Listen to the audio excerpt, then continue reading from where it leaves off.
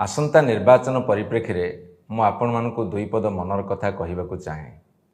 नयागढ़ निर्वाचन मंडली आज समग्र ओडिशा रे एक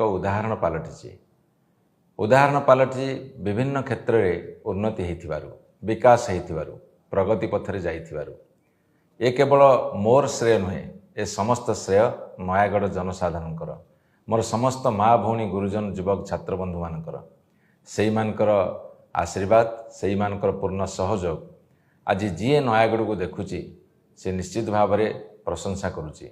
आसंतु पुणी आउ थे आगू को जीवा। मु आपण मानकु कहि रखे नयागढ़ विकास धारा को आगू नवाकू दिनक 24 घंटा को मु 42 घंटे परिणत करे, दिन राति अक्लांत परिश्रम करे। एड़े बड़ निर्वाचन मंडली प्रत्येक गाँ, प्रत्येक साई, प्रत्येक पंचायत एवं ता साथी नयागढ़ सहर जहाँकि जिलार